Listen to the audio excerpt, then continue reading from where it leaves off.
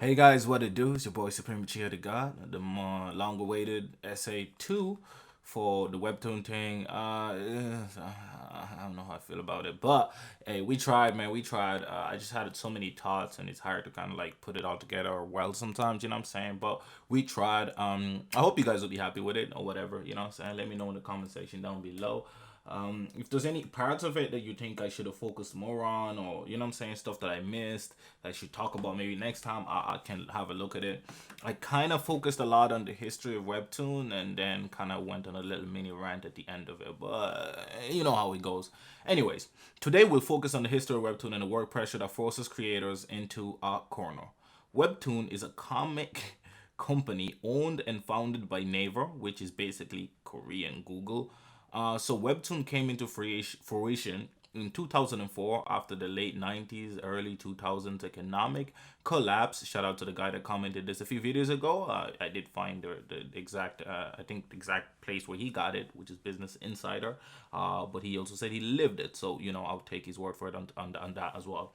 Now, the collapse, the economic collapse, put a lot of places out of business. This, combined with the censorship of comics in Korea, forced the industry down the drain. Now, Jungkook Kim, he's the founder of Webtoon, which later got renamed Line Webtoon for its Western audience, is a huge and has always been a huge fan of original Korean superhero comics and Japanese manga. And this was his main influence in creating and launching Line Webtoon. He essentially wanted to save the industry that he loved. He also felt that a lot of people like him were out there and existed, but at a younger demographic. Now, a very important decision that would both save the comic industry in Korea but also prevent it from reaching its full potential, possibly, was the decision to make the comics free. His main focus was for teens, as they would more than likely continue reading stories for longer and also be less sulky than the older, more experienced readers with more that already have defined taste. This is clear as they in the webtoon comment sections and some mangas like Blue Lock, if not forgotten. I'm still too lazy to write an essay about it and why it's fundamentally a trash football manga, despite it actually being a really good manga because people don't seem to get that. And also, I didn't help myself with how I talked about it, to be honest. But hey, we like to cause a ruckus in this channel from time to time. Anyways, the idea of Webtoon itself is purely genius. A platform that gives reader free access to Webtoon and allows creators to post and wait a minute, this sounds like Wattpad. But anyway, it allows creators to freely post the content, leave comments, interact with the fan base. And it allows fans to fast pass chapters and you know pay to basically pay to read in the future type shit, you know what I'm saying, or in the present really.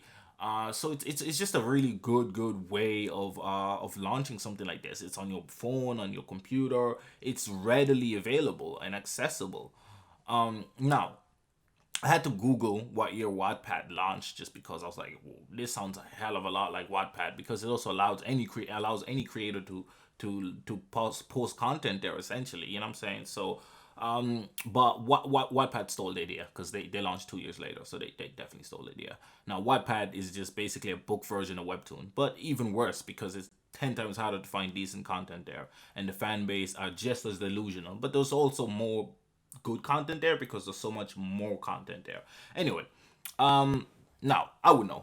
I was one of them early teens obsessed with the website. Now, without realizing that barely, to be fair, back then I didn't realize that barely anyone on the site at the time could actually write. But it is what it is. Anyways, Kim had all the right ideas for launching a successful business. You know, however, I don't think his ideas benefited the creative as much as one may think. Now, ultimately, he did save a ton of careers and also helped launch a bunch of them. So this is not to discredit his work, reasoning, or the outcome, or like anything that he ultimately did for the industry, because ultimately he saved it. So shout out to him. But I'm just simply looking at the current results, like as webtoon as it is today. If we compare it to another new Korean export like K-pop, it's clear to see which one is more polished and is just doing better in general. Although to be fair, no K-pop album has been Grammy winning worthy yet.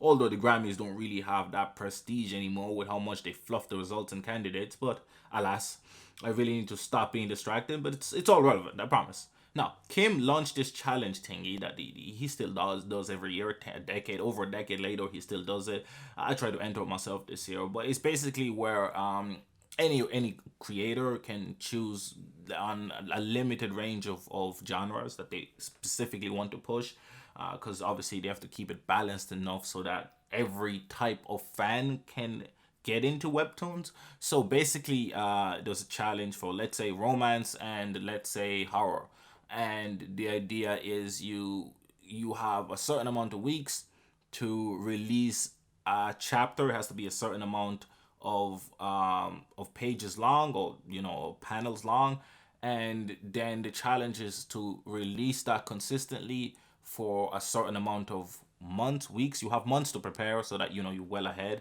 but you release a chapter every now and then, or every few weeks, and when that drops, those votes and stuff like that and comments and all that, the one with the highest votes, and they also rate it. It's 50% fan and like 50% them, and the highest rated get to be published officially on Webtoon on the main page and join. You basically become a worker for Webtoon, a writer for them.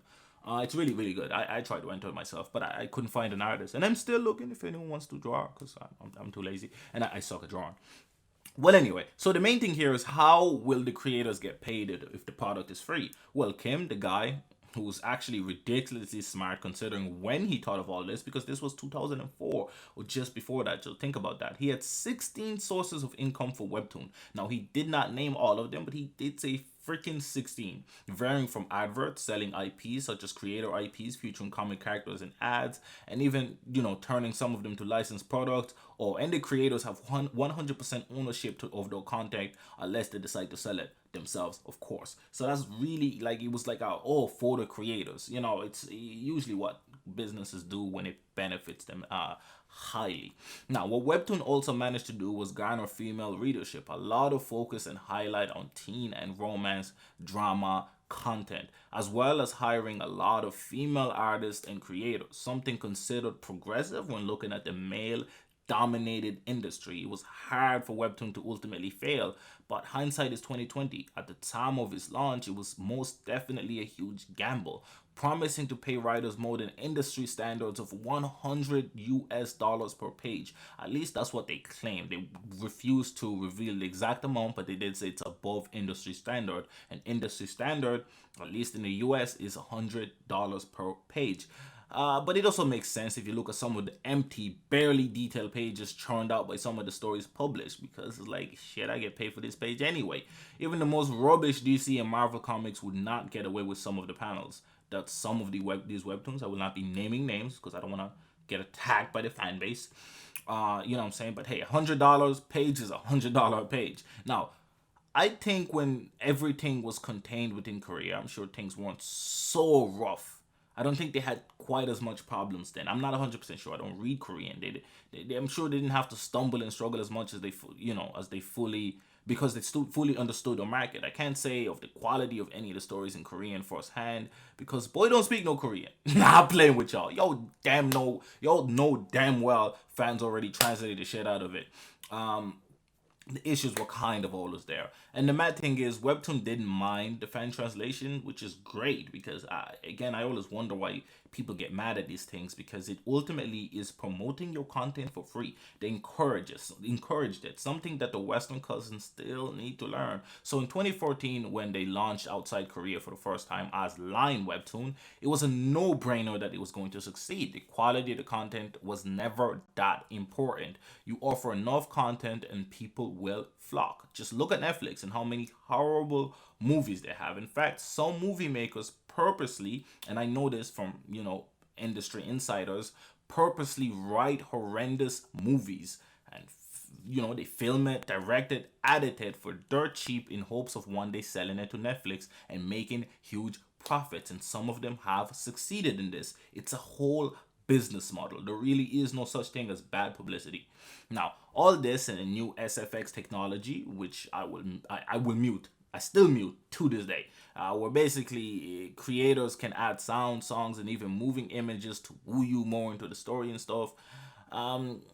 it's not something I'm really into, but I get it. I get it. It sounds amazing, right? In an interview with Business Insider, where most of my information is from, Kim said that they will be trying to create more female focused content. So this is clearly a smart marketing strategy. Maybe a noble one too. Noble enough to bring more of them coins to the pockets, of course. As women tend to spend more willingly than guys. This is not a fact or science. I did no research for this statement. This is a wild statement that I just made up because men.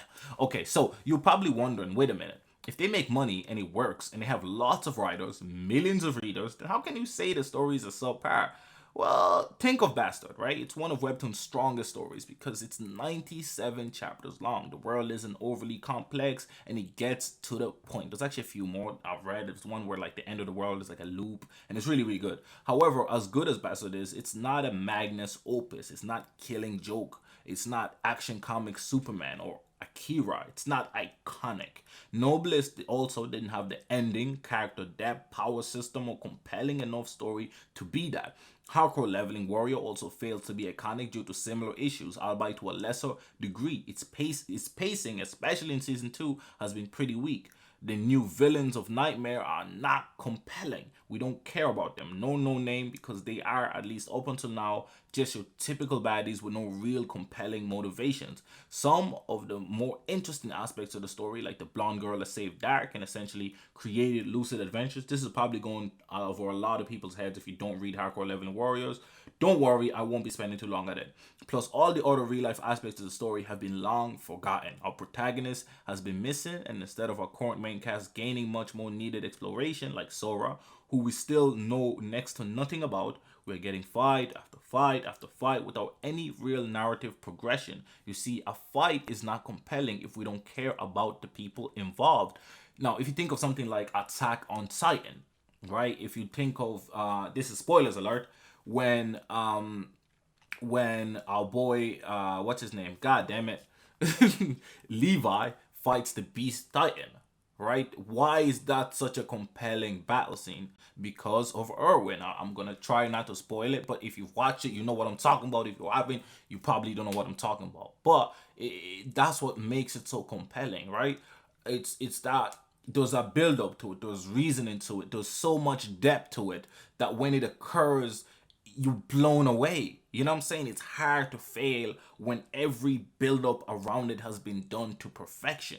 You care about every single aspect of that battle. You know what I'm saying? So it's this is just what I mean by crafting a narrative around your fights. But when a fight just happens, aka a demon shows up and thinks they're way beyond humans, just you know what I'm saying, and then they get shocked. They're like, "Oh my god, were humans always this strong? Fuck do you think, fam? How come y'all don't rule the world anymore? You trapped in your own little ram, dummy." Like this, you just like, wait, how? Like, didn't the last demon say this? Didn't the other demon say? Why all these demons just thinking this? Like, come, we got it, Otto. Like, once you do once is GG. We got it. Just do the other fights and get it out of the way. Or like, we don't need to see these fights. We don't care about the characters involved in this fight. You know what I'm saying? Anyway, I can go on. Then we have lookism, Tower of God, etc. I won't even touch the romance section for obvious reasons. First, those stories will never really be iconic. They might end up being a 50 Shades of Grey, but they aren't anything spectacular. Now, I'm not saying some of them aren't really, really good, but none of them are Magnus Opus thus far, right? And it's very, very hard to do a Magnus Opus with romance. It's extremely, extremely difficult. It has to be Titanic type shit, and that had to happen in real life. You know what I'm saying? Romeo and Juliet, like that's, you know what I'm saying? That's some, you know what I'm saying? Some crazy type shit that happened around those periods of time. It wasn't like, you know what I'm saying, uncommon shit. Now, none of these stories, these romance stories, are Wuthering Heights. You know what I'm saying? Shout out Emily Bronte, which is fine for that genre. Romance is my favorite genre, by the way. So trust me, none of the stories so far are at that level yet. But they do have some fun stories. Actually, now that I think about it, Mr. Kim literally said he wanted the site to be for casuals, non-hardcore veteran readers like myself. You know, like unlike myself, sorry, he didn't want hardcore readers and veteran readers like myself that expect extra deep, compelling stories. He didn't want those. You know what I'm saying? That's fully fleshed and well thought out. So maybe Webtoon is just doing exactly what it set out to do, to create a platform with fun, easy reads for teens and some slightly older audiences. around my age, but maybe not like myself. You know, people that are kind of getting into reading webtoons or just getting into reading in general. Depending on the type of reader you are, webtoon might actually be the perfect place for you. Now, I never thought that this would be my conclusion, but honestly, that might just be it. I don't buy the whole it's a new industry cop out. It has enough finance and stuff behind it for it to not have that problem, like that huge of a problem where it's failing to create something iconic. And maybe it doesn't have to. But I don't know. There's just it's too rare for him to have really good full stories from start to finish where you're like, okay, I'm satisfied. And yes, I understand the pressures of writing, drawing, and publishing weekly, but you see, the authors should be able to band together and demand to change it to monthly. You know what I'm saying? Or they can work way in advance and take massive hiatuses like the author of Tower of God does every now and then. Or they can ask for more commissions, not guaranteed, you know, in order to get assistant artists that can do stuff like shading and coloring. I don't know. I just want Webtoon to reach the heights where it's not this massive subculture full of annoying weebs like the K-pop fandom used to be seen as. I want it to be like, boom, if you want to read top tier shit, go to Webtoon. Still currently, I'd rather recommend mangas and comic books than I would recommend Webtoons because they tend to disappoint so often. I mean, but hey, look, if you look at K-pop, for example, the artists are winning big time, right? But is your favorite webtoon author winning big time? That's why I pay for Fast Pass no matter how annoyed I am unless I completely drop a story. I still want to support the authors because look, despite my thoughts, despite what I say, despite my criticism, I still appreciate what they do for us. You know what I'm saying? Because they gave us all something to grasp, hold on to, something that tells us that there's hope yet and that a Magnus Opus might just be around the corner. If you look at God of High School, and again, Tower of God, I keep mentioning Tower of God because it's obviously the most popular, most biggest thing that Webtoon has technically essentially done. You know what I'm saying? I think these two had the highest potential, but ultimately fell short over time.